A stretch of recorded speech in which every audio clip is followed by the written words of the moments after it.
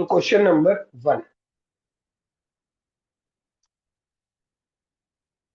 देखो अगर सिंपल सी बात करें तो ये क्वेश्चन मैं आपको बताऊंगा नहीं, आप खुद समझदार हो कितनी आसानी से ये क्वेश्चन हो रहा है। देखो मैं आपको ऐसा करके नहीं बताऊंगा कि 5x+9 plus root 5x-9 equal to, उन्होंने मुझे दे रखा है 6+3√2। अब मुझे स्टार्ट फाइंड करना है 10x। 10x अगर मैं बात करता हूं तो अगर अपन इसको पूरा सॉल्व करने जाएंगे तो दोनों साइड का स्क्वायर करके पूरी x की वैल्यू निकाल के सॉल्व करना बहुत लेंदी हो जाएगा। पर अगर अपन थोड़ा सा अपना माइंड यूज करें और बोले 5x+9 प्लस 5x-9, अगर इधर रूट में तो अपन ने इसको भी रूट में कर दिया, √36 और इसको लिखा √18। तो सर्च से सर्च क्या कंप्लीटली कंपेरिजन कर सकते हैं अपन? कैसे कर सकते हैं कि पहला पहले के बराबर और सेकंड सेकंड के बराबर। तो 5x+9 इक्वल टू 36 और 5x-9 इक्वल टू 18। तो क्या मुझे 10x की वैल्यू मिल गई कि नहीं मुझे? 10x equal to 54। तो मुझे चाहिए था वो वैल्यू, तो मिल गई 10x की 54 प्लस 9 का रूट। अगर सिंपल सी लैंग्वेज में बोले तो 63। 63 मतलब होता है 9 × 7 विच इज इक्वल टू 3√7। क्या सिंपल सा फटाफट क्वेश्चन हो जाएगा कि नहीं हो जाएगा? ये कुछ नहीं करना है, आपको सिर्फ इस सर्च को कंपेयर करना है पहले का पहले से, दूसरे का दूसरे से। अगर इतना कंपैरिजन चाहिए, देखो क्वेश्चन जब भी अपन केट की बात करते हैं, केट में ऐसे क्वेश्चन आते हैं जो लॉजिकली अटेम्प्ट हो जाए।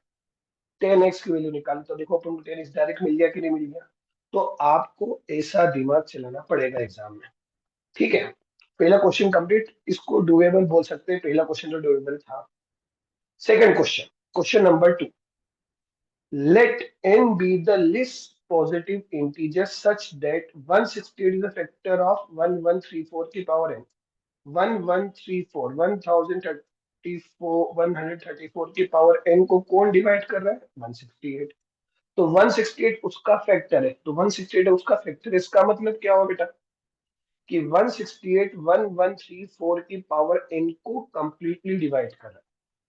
अगर वो उसको कंप्लीटली अगर डिवाइड कर रहा है तो इसका मतलब कि अगर मैं इनके प्राइम फैक्टराइजेशन करूं तो वो भी कंप्लीटली डिवाइड करेंगे। तो अपन ने इसका किया 284, फिर 2 किया कितना आएगा 42, फिर 2 से किया 21, फिर 3771 और 1134 के प्राइम फैक्टराइजेशन किए तो 2 5 6 7, फिर 3 से होता है 3 × 3 8 × 24 9 × 27, फिर 3 से होता है 63, फिर 3 से होता है 21, फिर 3 से होगा 7, फिर 7 से होगा 1। हाँ है ना? तो ये कितना है बेटा? 2 × 3 की पावर 4 × 7 की पावर n अपॉन 2 का क्यूब इंटू 3 की पावर 1 × 7। अब अगर ये इसको कंप्लीटली डिवाइड करेगा तो यहाँ पे 2 की कम से कम 3 पावर होनी चाहिए, तभी डिविजिबल हो सकता है, वरना नहीं। 3 की पावर तो ऑलरेडी ज्यादा है, 7 की पावर तो बराबर ही है। तो मतलब 2 की पावर 3 मतलब n की मिनिमम वैल्यू तो 3 होगी, ये कंफर्म हो गया। अगर n की मिनिमम वैल्यू 3 होगी तो क्या अपन आगे बढ़े? If m be the least positive integer such that 1134 की power n is a factor of 168, तो 168 की पावर m किससे डिवाइड हो रहा है? 1134 की power n, n minimum value कितनी थी? 3। तो इसका मतलब क्या हुआ बेटा? 64 मतलब 2 की पावर 3, 3 की पावर 1 × 7 की पावर n किससे डिविजिबल है बेटा? इसकी पावर 3, तो 3 मतलब 2 की पावर 3, 3 की पावर 12 और 7 की पावर 3 से। तो यहाँ पे 3 की पावर कम से कम 12 होनी चाहिए, मतलब m की वैल्यू 12 तो मिनिमम होनी चाहिए। तो दोनों की मिनिमम वैल्यू का सम कितना हुआ? m प्लस n का 12 + 3 15। क्या आंसर आ गया कि नहीं आ गया? तो दूसरा क्वेश्चन भी थोड़ा दिमाग लगाएंगे तो अपन हो सकता था। थर्ड थर्ड क्वेश्चन लेंगे था। पर अगर इनको ये पता है कंप्लीटिंग द स्क्वायर तो आप आराम से सॉल्व कर सकते हैं। जो कैसे, कुछ नहीं, एक्सपांशन ही और कोई सॉल्यूशन नहीं है। एक्स स्क्वायर ए, तो आपको पता होगा A plus B plus C का whole square equal to A square plus B square plus C square plus 2ab plus 2bc plus 2ca, यही होता है। तो ये एक्स स्क्वायर प्लस इसका स्क्वायर कितना होगा 4y स्क्वायर प्लस इसका square 1 plus 2x into -2y, तो ये तो नेगेटिव हो जाएगा -4xy, फिर माइनस होगा 2 into x into 1, 2x plus 4y equal to -4xy minus 4y square. बेटा 4xy से 4xy कैंसिल, तो अब क्या बच रहा है अपने यहाँ पर 2x स्क्वायर, इधर 2x था तो अपन इसको साथ में लिख दिया -2x, इधर 4y स्क्वायर था, इधर से 4y स्क्वायर और आ गया प्लस 4y इक्वल टू ये 1 था तो अपन इधर गया तो ये -1 हो गया। ठीक है, तो अपन ने इसको लिखा 2x square minus 2x plus 8y square plus 4y equal to -1। अब कंप्लीटिंग द स्क्वायर अगर आपको आता है तो आराम से आप कर सकते हैं। देखो कैसे, 2x स्क्वायर माइनस एक्स, क्या आपको पता है कि जो x का कोफिशिएंट है उसके आधे का स्क्वायर प्लस और आधे का स्क्वायर माइनस करते हैं तो x कोफिशिएंट कितना है 1, 1 का आधे का स्क्वायर प्लस और उसका स्क्वायर माइनस, ताकि अपना स्क्वायर कंप्लीट हो जाए। इधर से 8 कॉमन लिया तो कितना हो गया y square plus y/2। Same यहाँ पर वही, y का कोफिशिएंट कितना है 1/2, 1/2 का आधा 1/4 का स्क्वायर प्लस और 1/4 का स्क्वायर माइनस, करेंगे तो कंप्लीटली स्क्वायर। तो देखो ये हो गया कंप्लीट स्क्वायर, तो 2 इंटू x माइनस 1/2 का square minus 2 into 1/4 plus 8 into y plus 1/4 का स्क्वायर -8 इंटू 1/16 इक्वल टू -1। तो ये 2 इंटू x माइनस 1/2, ये 1/2 है जो उधर जाएगा, प्लस 8 इंटू y प्लस 1/4 का स्क्वायर, ये 1/2 है ये भी उधर जाएगा। तो -1 - 1/2 प्लस 1/2 प्लस 1/2, तो ये तो 1 to 0 हो गया। तो इसका मतलब कोई भी स्क्वायर जीरो कब हो सकता है, जब x माइनस 1/2 इक्वल टू 0, मतलब x इक्वल टू मिल गया अपन को 1/2, y minus 1/4, y plus 1/4 equal to, तो y इक्वल टू मिल गया -1/4। तो उसने एक्स वाई नहीं पूछा, उसने वैल्यू किसकी पूछी है x-2y की। तो x-2y, x कितना है अपना बेटा 1/4, 1/2, और ये 2 इंटू y कितना है अपना -1/4, तो ये 1/2 प्लस 1/2 कितना हो गया बेटा 1। क्या थर्ड क्वेश्चन भी था, ये मॉडरेट था, आप इसको पहली बार में अटेम्प्ट नहीं करोगे, आप छोड़ दोगे। पर सेकंड राउंड तक आते हैं, जब पेपर ही लेंदी पता चल गया कि लेंदी है, तो फिर ये क्वेश्चन तो अपन आराम से कर सकते हैं, इसमें कोई समस्या नहीं है। हाँ है ना, चलिए 30 क्वेश्चन हो गए 4। अब इसको क्या बोलेंगे, जिनको लॉग आता है उनके लिए क्वेश्चन लग, और जिनको लॉग नहीं आता उनके लिए भी कोशिश करें तो हो जाएगा। जैसे, क्या आपको ये पता है log a b equal to c है, तो b is always equal to a की पावर सी। तो देखो यहाँ पर अपन देखते हैं एक्स स्क्वायर प्लस 12, जो ये बेस है वो यहाँ पर आ गया, तो ये हो गया एक्स की पावर 4।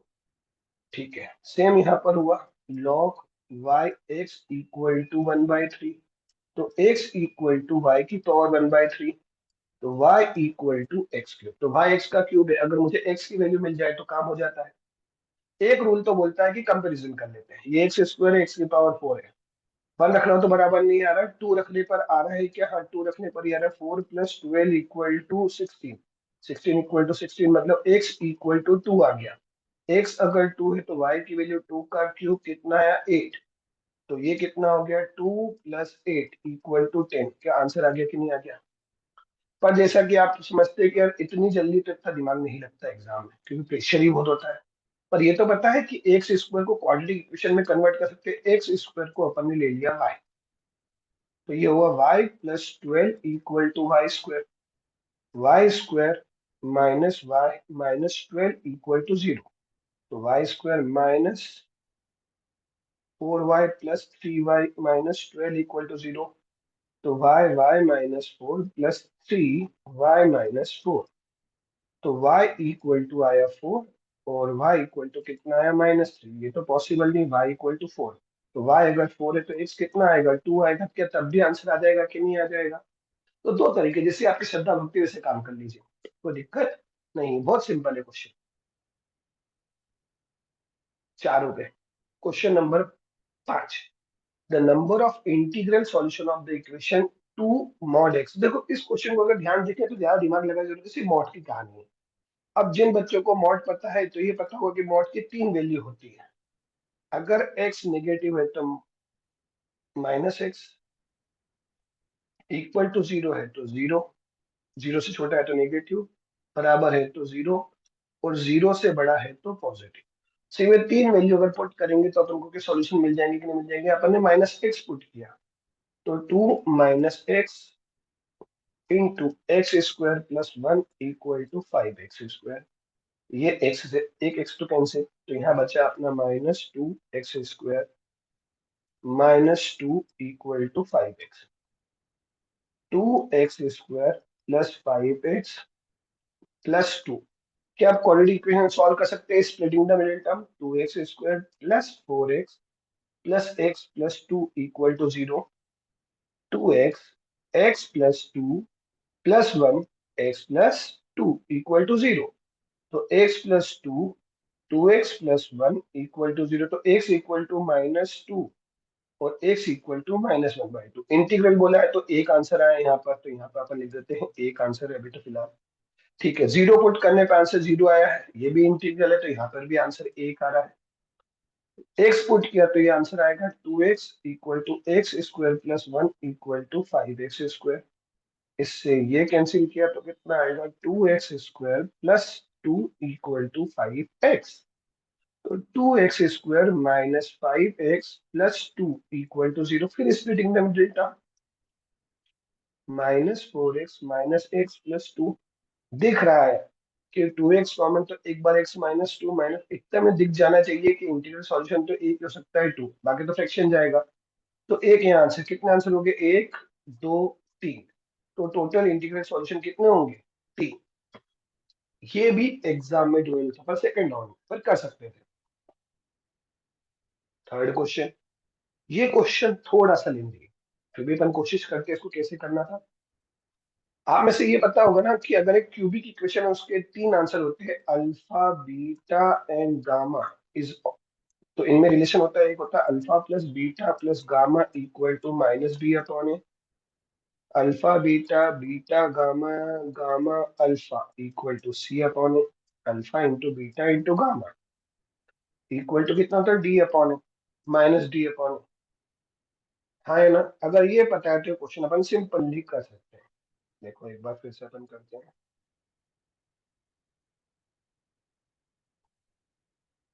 ठीक है, चलो अपन ने किया तो अल्फा एक रूट ले लिया, एक बीटा ले लिया और एक उनने दे रखा है -2। तो क्यूबिकेशन एक रूट तो -2 है, वन ऑफ रूट तो, if the other two roots are real then the minimum possible value of R is, R की मिनिमम पॉसिबल वैल्यू। चलो तो अपन निकालते हैं alpha plus beta -2 equal to -2r+1। तो alpha plus beta equal to -2r-1+2। तो alpha plus beta equal to कितना -2r+1 है ना। फिर सॉल्व किया अपन ने, alpha beta -2 equal to -d/a। तो -2, तो alpha into beta equal to कितना है 1। तो यहाँ से अपन ने अल्फा की वैल्यू बीटा की वैल्यू निकाली 1/अल्फा। इस अल्फा को अपन ने यहाँ पुट किया तो अल्फा प्लस 1/अल्फा इक्वल टू -2r+1। तो alpha square plus 1 equal to -2r+1 into alpha. तो alpha square -2r+1 alpha plus 1। अब उसने बोला रूट्स आर रियल, मतलब कि ये अल्फा की वैल्यू रियल है। रियल मतलब b² -4ac should be more than और इक्वल टू 0। तो मतलब कि ये हुआ -2r+1 का whole square -4 1 × 1 should be more than equal to 0। a² + b² 4r -4 should be more than or equal to 0. तो 4r² -4r -3 equal to 0। Splitting the middle term करा, 4r² -6r + 2r -3 equal to 0। तो इसको solve किया, 2r common, तो कितना आएगा 2r -3 + 1 2r -3 equal to 0। तो r की वैल्यू मोर देन और इक्वल टू, मोर देन। तो आपको ये पता होगा नंबर लाइन जब भी ड्रॉ करते हैं तो जो इसके आंसर आते हैं, एक आंसर आएगा -1/2 और दूसरा आएगा 3/2। तो सारे पॉजिटिव ये आंसर होते हैं और ये आंसर होते हैं। तो 3/2 से बड़ा इंटीजर कौन सा पॉसिबल है? 2। तो आर नॉन नेगेटिव इंटीजर की वैल्यू कितनी पॉसिबल है? 2। तो मिनिमम वैल्यू आंसर कितना आया इसका? 2। कोई डाउट? चलिए 7वां क्वेश्चन।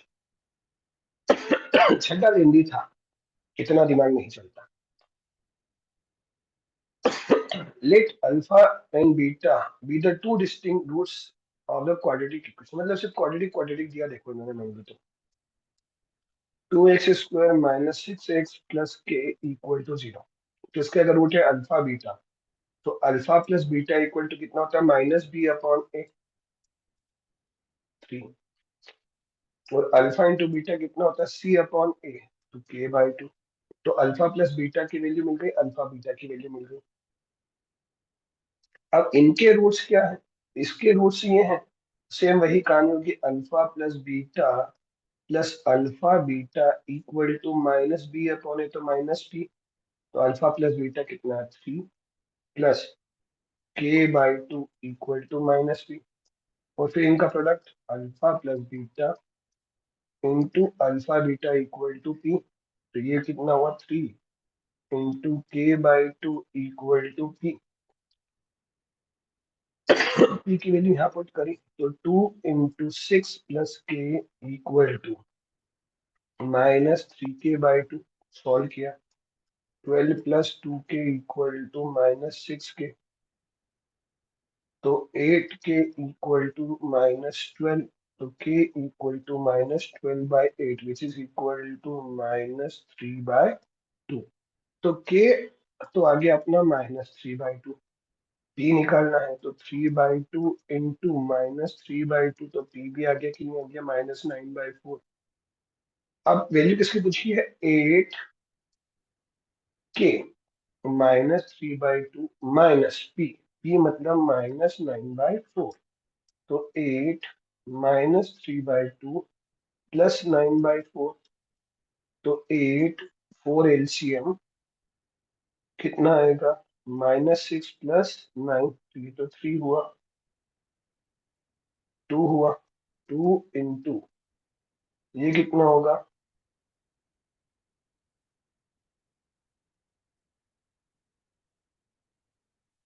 Seventh question.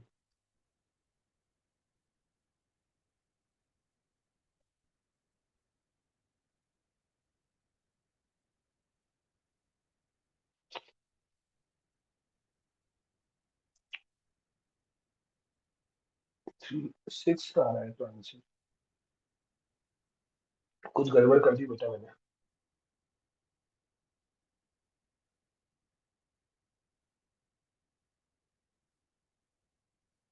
6 से तो आ रहा है आंसर। Correct answer is 6। सही तो है, 6 is the answer. If my mistake, 6 ही आंसर है इसका। ठीक है, चलिए 7th। केवाईएमएस एकेडमी जो बेसिकली प्रोवाइड करवाती है कैट, सीमेट, एनमेट, जेड, स्नैप, आईपीमेट, अप्लाइड मैथ्स। ठीक है ना। एक बार अगर आपको अच्छा लग रहा है तो लाइक और शेयर कीजिएगा। अभी हमारे यहाँ पर ऑफर चल रहा है, जितने कोर्सेस हैं उन सब में 20% डिस्काउंट का। ठीक है, चलिए question number 8। The minor angle between the hour hands and minute hands of a clock was observed at 8:40। तो आपको ये पता होगा 30h माइनस मिनट इंटू 11/2। तो 30 इंटू एच कितना है 8 माइनस मिनट कितना है 48 into 11/2।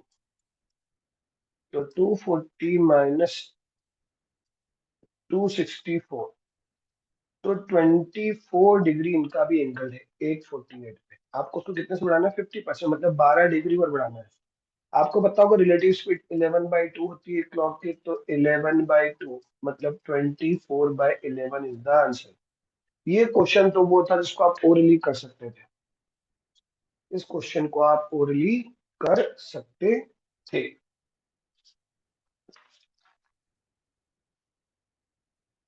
Bristy went on an 8-hour trip in a car. Before the trip, the car had traveled a total of X kilometre till। देखो उसको चलना था कुछ, यहाँ से सपोज करो उसने स्टार्ट किया तो यहाँ तक कितना चल चुकी है वो X चल चुकी है। अब उसका ट्रिप ये जो था 8 आवर्स का है, हाँ ना। Where X is the whole number is palindromic। What is palindromic? मतलब ये आगे पीछे देखो उसने लिखा है, बकायदा डेफिनेशन दे रखी है। रिमेन्स अनचेंज में डिजिट्स आर रिवर्स, मतलब 121 1331 14641 है ना, इस टाइप का। At the end of the trip the car had travelled a total of इतना। तो टोटल उसमें डिस्टेंस कितनी, यहाँ तक कितनी चल रही बेटा 26862। तो यहाँ पर कितनी चली सिर्फ 26862 माइनस एक्स, है ना। This number again being random. ठीक है। If Drishti never drove it more than 1, तो मतलब वो 110 से ज्यादा नहीं चली। The greatest possible average speed at which she drove. तो देखो उसका कहना ऐसा है कि भाई साहब 26862 माइनस एक्स अपॉन 8 ये कभी भी 110 से ज्यादा नहीं हो सकता, 110 के बराबर या उससे कम हो सकता है। अब अपन सिंपल सा गणित लगाते हैं। एक्स की वैल्यू निकालनी है आपको, सॉरी यहाँ निकालना है। तो ऐसा नंबर निकल जाए कि यहाँ पे तीन टर्म में तो एक्स कितना अज्यूम कर सकते हैं। तो देखो ये 2662 तो सेम है, जो यहाँ होगा वही चेंज होगा। और ये अगर मैं ले लेता हूँ, पहले 1 कम किया फिर 2 कम किया, तो इसको मैक्सिमम लेना है। तो मैक्सिमम में 9 तो ले नहीं सकता, मतलब 8 ले सकता हूँ। तो अगर यहाँ पे मैं लिखता हूँ 26062, तो ये चेक करता हूँ किसकी वैल्यू जो 110 से आ रही है, इनका डिफरेंस आ रहा है 800 डिवाइड 8, मतलब 100 से आ रहा है कम। तो आंसर इज 100। सिंपल सा लॉजिक। 110 होने हो सकता है क्या, 110 नहीं हो सकता। क्लियर है, कोई डाउट। ये तो बहुत सिंपल था, अगर थोड़ा सोचे तो। नहीं सोच पाए तो ठीक है, पर बनना था। नहीं बनना तो भी कोई समस्या नहीं बेटा। 10th in an examination the average marks of 4 girls and 6 boys 24। 4 girls plus 6 boys equal to 24 into 10, मतलब total is 240। each of the girl has the same marks while each of the boys same marks। ठीक है, सबके same marks है। इसको अपन और थोड़ा छोटा कर लिया 2G plus 3B equal to 120, है ना। चलो अब पहले तो अपन यहीं पे आ जाते हैं। 4G plus 6B equal to 240। अब उसने बोला if the marks of any girl is at most double the marks of any boys. At most मतलब डबल हो सकते हैं, मैक्सिमम डबल हो सकते हैं, है ना। कोई डाउट तो नहीं, तो डबल हो सकते, डबल डबल अपन ने कर दिया। तो इसको डबल कर दिया, मतलब 8 boy plus 6 boy is should be more than equal to 240। तो 14 boy should be more than equal to 240। यहाँ पे भी कर सकते थे, वैसे कुछ नहीं है। तो इसको अपन ने ले लिया, तो boy more than equal to 17 point something कुछ। क्लियर है, 17 मतलब बॉय के मार्क्स 17 से बड़े, 17.5 मतलब कुछ भी है 17.2, तो 17 से तो बड़े मतलब मिनिमम 17 तो आएगा तो बी की वैल्यू 17 से बड़ी बराबर। मोर देन बोला तो इसको इक्वल मत लो, एट मोस्ट बोला है ना, तो इक्वल 17 ले लो, ठीक है। अगला उसने बोला है कि but not less than the marks of any boy, less than मतलब बराबर हो सकते हैं पर उससे कम नहीं, सेम वही बराबर अगर होंगे तो ये क्या होगा 5b इज लेस देन 120, तो b इज लेस देन 24, तो b की वैल्यू लेस देन 24 है, तो 17 हो सकता है, 18 हो सकता है, 19 हो सकता है, 20 हो सकता है, बॉय की वैल्यू 21 हो सकती है, 22 हो सकती है, 23 भी हो सकती है, 24 नहीं हो सकती। तो कितनी चॉइस हो गई, 1 2 3 4 5 6 7, 7 चॉइस हो सकती है, पर उसने क्वेश्चन ये नहीं पूछा है कि बॉय की, उसने पूछा है the number of possible distinct integer values of the total marks of 2 girls and 6 boys, तो 2 गर्ल्स प्लस 6 बॉयज के पूछे हैं, तो 2 गर्ल्स +3 बॉय +3 बॉय मतलब ये तो हो गया बेटा 120 +3 बॉयज, हाँ है ना। तो ये तो इंटीजर, इसमें तो कोई दिमाग नहीं लगाना, ये बॉय के मार्क्स रखते जाओ तो इंटीजर आता जाएगा। तो ये 3 होने की वजह से इन सब चॉइस में अपन ट्रिपल कर दे। क्यों ट्रिपल कर दे, क्योंकि 17 1/3 भी आंसर हो सकता है, हाँ है ना। तो इसलिए अपन ये ट्रिपल कर दे, तो 7 1 2 3 4 5 6 7, 7 × 3 क्या 121 आ जाएगा कि नहीं आ जाएगा, कोई डाउट। चलिए 11, Gita sells 2 object A and B at the same price. Selling price उनकी सेम है, such that C makes a profit of 20% on object A and a loss of 10% on object B. एक पे उसने 10% प्रॉफिट कमाया, एक पे उसने 10% लॉस, तो cost price of one A is 100, तो ए की तो selling price of A is 120 which is equal to 5:6. Same, cost price of B is 100, so selling price of B is 90 which is equal to 10:99 है, तो cost price of B कितना आ जाएगा 10, क्या scaling कर दे, simple से scaling, ये 54 है, ये 45 है और ये 60 है, तो इसकी 60 प्राइस, इसकी 45 price. If she increased the selling price such that the object A and B still sold at an equal price, सभी बराबर प्राइस में होंगे, and a profit of 10% made on object B, इस पर 10% मतलब इसकी सेलिंग प्राइस कितनी हो गई 66, तो 66 सेलिंग प्राइस है, इसकी कॉस्ट प्राइस 45, तो मतलब प्रॉफिट कितना हो गया बेटा इसका 21, है ना, किस पर 45 पर इंटू, इसको सॉल्व करने का सिंपल सा तरीका, ये 3 से किया 17/15, तो 1/15 इक्वल टू बेटा होता है 6.66, तो इंटू 7 कर दूंगा तो आ जाएगा 42 42 4 कैरी 42 + 4 46 तो 4662, तो ये 47 के बराबर आ जाएगा कि नहीं आ जाएगा आंसर। 11 इजी था, कर सकते थे एग्जाम में। 12 ये भी इजी है अगर इसको आराम से आप शांति समझो तो। 3 friends Sita, Gita and Mita are initially in a ratio of 5:6:7, साथ में जैसे परसेंटेज आगे दे रखा है तो इसको परसेंटेज जब भी दे तो उसको ले लो 500 600 and 700।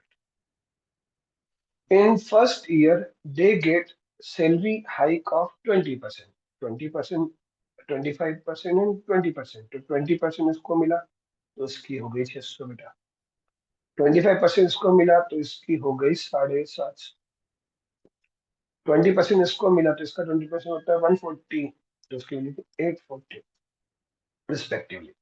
Second year Sita and Mita, Sita और मीता की बात की, गीता की बात नहीं की।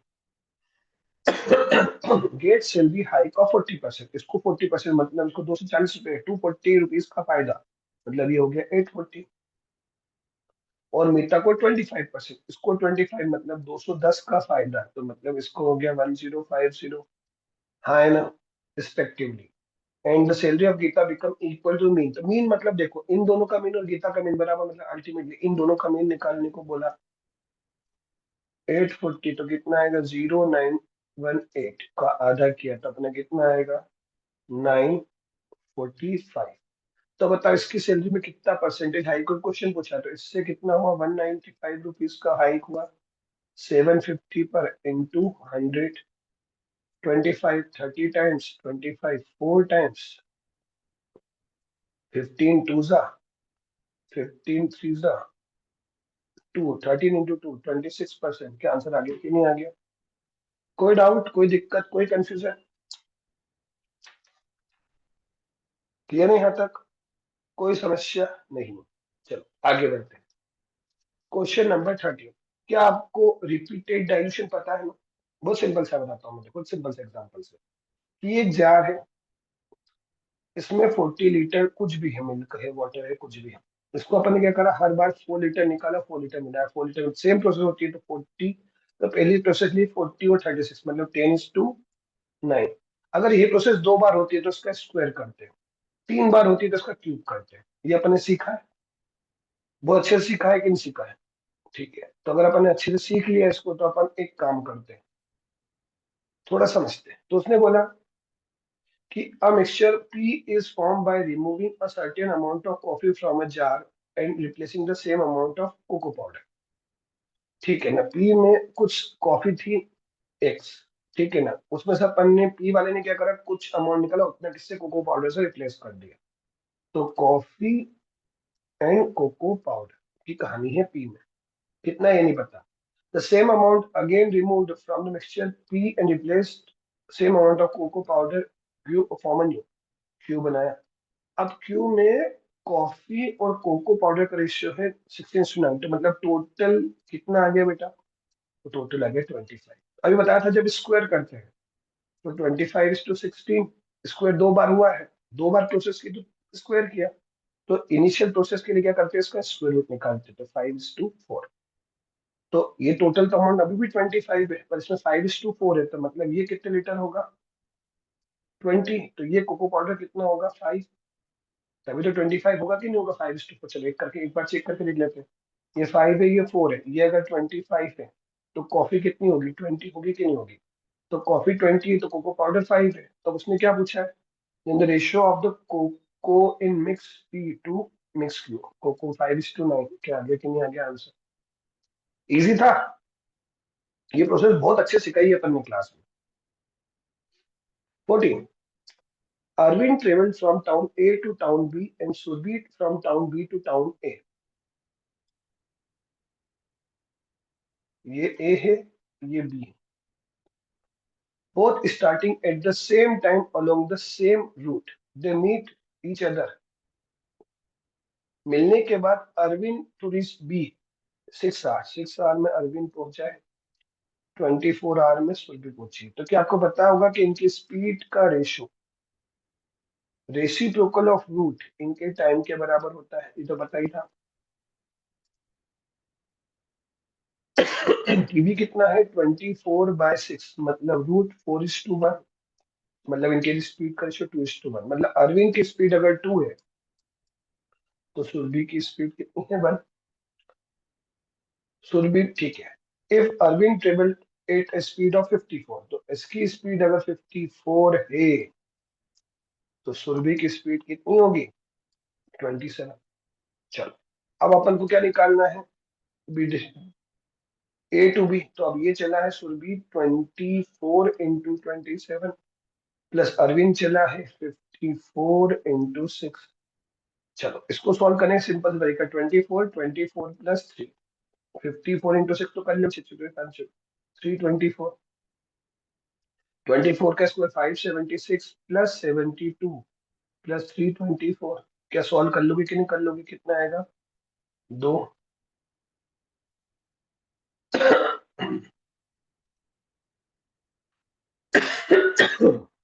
आंसर कितना आ रहा है इसका, आंसर आ रहा है इसका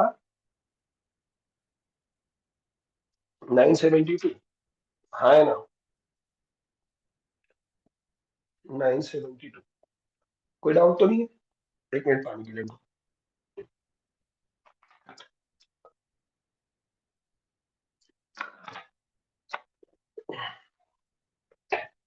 चलिए आगे। 15।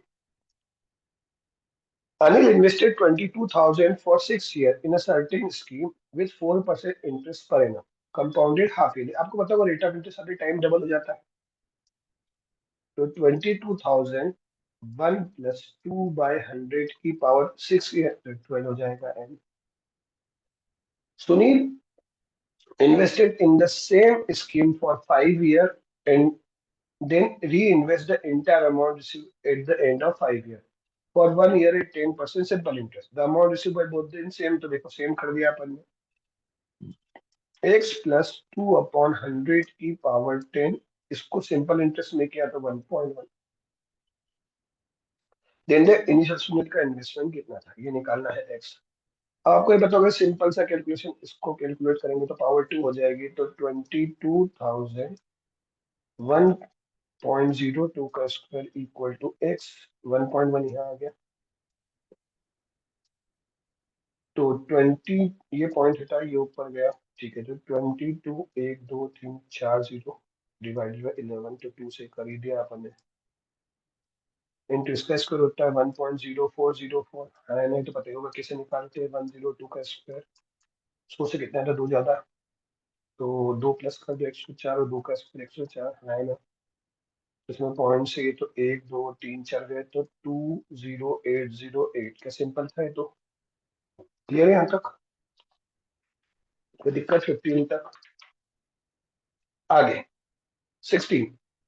The amount of job that Aman, Sunil, and Kamal can individually do a day in a day. They are harmonic progression. वो harmonic progression में Kamal takes twice as much time as Aman.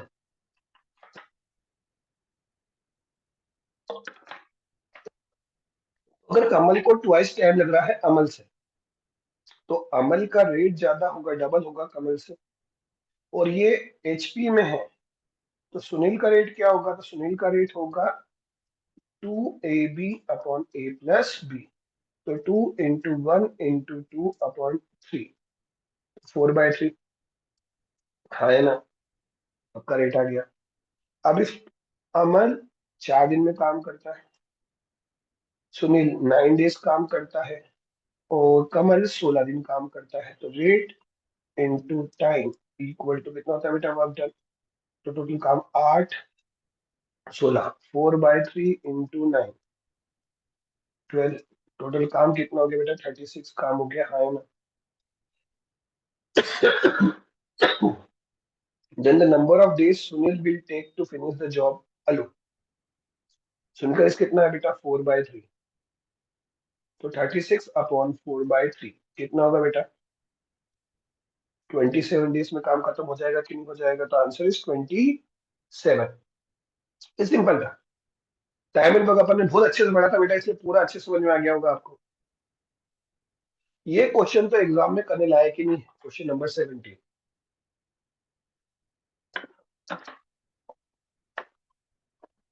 ना कोई पढ़ाता है ना कभी पढ़ाया जाएगा, अब से पढ़ाया जाएगा वो पता लगे।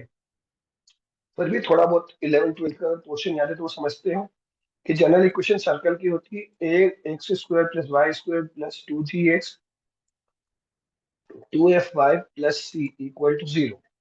इसमें -g और -f जो है वो सेंटर है, और रेडियस कितनी है? g² प्लस f² माइनस सी। तो देखो अपन ने सिंपल सा कंपैरिजन किया, तो x² plus y² plus 4x minus 6y minus 3 equal to 0। तो 2g कितना है बेटा? 4। तो g कितना आया? 2। और 2f कितना है अपना? -6। तो f कितना है? -3। तो सेंटर कितना हो गया बेटा? -2 सॉरी -2 3। और रेडियस कितनी होगी बेटा? 2 का स्क्वायर 4, 3 का स्क्वायर 9, माइनस सी कितना अपना? -3, तो +3। तो ये 16। तो आंसर कितना आया? 4। तो रेडियस हो गई 4, सेंटर हो गया ये। अब अपन को डायग्राम बनाना पड़ेगा। तो ऐसा बोल रहा है क्वेश्चन कि ये सर्कल है ना, इसमें दो टेंजेंट है जो एक दूसरे को इंटरसेक्ट कर रही है 60 डिग्री पे, है ना। Angle between them 60 degree, then the point which L touches the line X X. तो ये सेंटर है, ये सेंटर है -2, 3। अगर अपन इसको ज्वाइन करते तो ये लाइन का लोकस निकालना है, ये 30 डिग्री है, रेडियस कितनी है 4। तो आपको सिखाते हैं 90 डिग्री अगर है तो ये 8 होता है, 30 का बदले अगर x है तो 90 बदले 2x होता है। यहाँ से यहाँ तक पूरा 8 है। अब ये अगर 8 है और इसमें 6 दे रखा है तो सिर्फ आपको y निकालना है। तो देखो -2 से 6, सिर्फ x चेंज हो रहा है 8, हाँ हो रहा है 8। तो जो ये y होगा तो चेंज ही नहीं होगा, तो y तो ऐसा कैसे चलेगा, तो 6, 3 इज द आंसर। कैसे फिर से बताता हूँ, ये -2, फिर आएगा अपना -1 0 1 2 3 4 5 6, ये टोटल डिस्टेंस कितनी होती है बेटा 8। तो ये अपनी भी 8 आ रही है कि नहीं आ रही, टोटल डिस्टेंस 8। तो ये -2 से -6, तो मतलब ये लाइन सेम चल रही है, कौन सी एक्सिस, एक्स एक्सिस के अलॉन्ग चल रही है। तो ये एक्स एक्सिस तो भाई तो बिल्कुल स्ट्रेट लाइन चल रही है।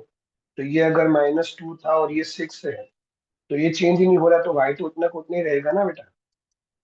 क्लियर है यहाँ तक, कोई डाउट। 17 नहीं हो पाएगा, नहीं हो पाएगा एग्जाम में, सिंपल सी कहानी।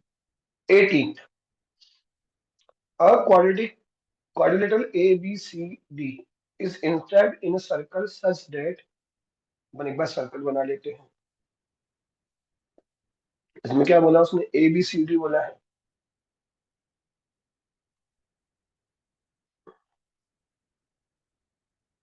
ABCD भी आ जाएगा, ABCD सच डेट, ये 2x है तो ये कितना है x, तो ये हो गया A, ये हो गया B, ये हो गया C और ये हो गया D, है ना। और BC अगर 5y है तो AD कितना होगा 4y। खत्म कहानी। अब इफ AC एंड BD ये दोनों इंटरसेक्ट कर रहे हैं, ठीक है ना, AC and BD intersect at the point E, then आपको रेशियो निकालना है AE अपॉन CE का। AE अपॉन CE का रेशियो निकालना है। तो सिंपल सा सिमिलरिटी लगेगी लगेगी, जैसे ये एंगल इस इन ट्राइंगल कौन कौन सा है, BEC एंड ट्राइंगल DEM, है ना। Angle B equal to angle ये ए और एंगल ई दोनों में कॉमन। तो अगर जो कॉमन है तो ट्राइंगल क्या हुआ, similarity triangle B E C is similar to triangle angle B किसके बराबर, ए के बराबर, तो ए ई तो कॉमन है ही सही। और सी की प्लेस पे क्या आ जाएगा यहाँ पर डी, सी की प्लेस पे क्या आ जाएगा डी। तब क्या होगा बेटा, b e upon a e is equal to e c upon e d is equal to b c upon a d. तो b c upon a d उसने दे रखा है 4 5:4, 5:4। तो बीई कितना होगा बेटा, तो बीई हुआ अपना 5z, ए कितना हुआ अपना 4z, ईसी कितना हुआ 5w, और एडी कितना हो, सॉरी ईडी कितना हुआ, ईडी इक्वल टू होगा 4w। तो बस अपने x 4w। अब अगर w और z में रिलेशन नहीं लिया तो अपना आ जाएगा, तो उसके लिए कोई ट्राइंगल ले लो।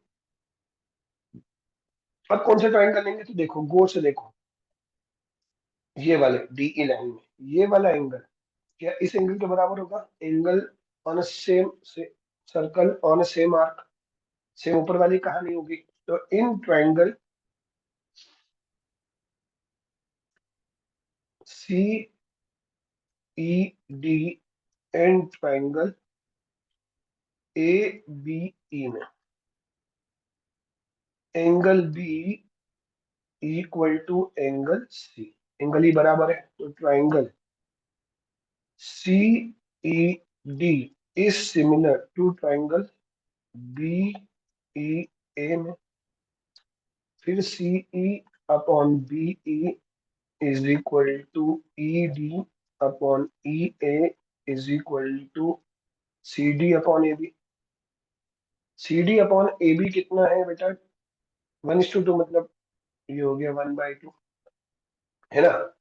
तो सीई कितना आ रहा है, तो सीई आ रहा है अपना, यहाँ पे रखा अपन सीई मतलब 5W।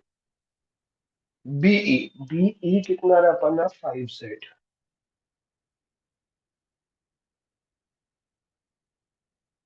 Equal to ED, ED कितना आ रहा है अपना ई डी 4W, ई ए ई ए कितना आ रहा है 4Z, ये तो बराबर ही हो गया, कुछ तो गड़बड़ कर दिया अपन ने। Angle B equal to angle C, है ना, angle B equal to angle C और इक्वल टू एंगल से angle E equal to angle E, तो सी बी बराबर है ई बराबर डी ए बराबर है, तो c e upon b e is equal to e d upon e a equal to d C.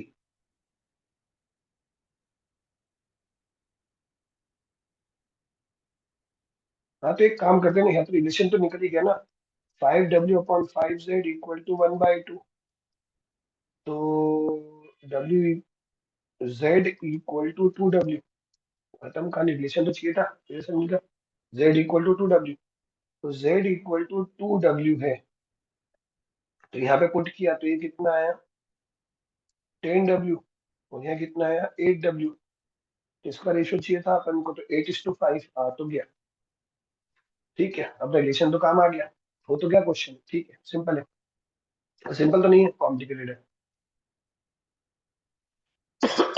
19, in a right angle triangle ABC and altitude AB equal to 5,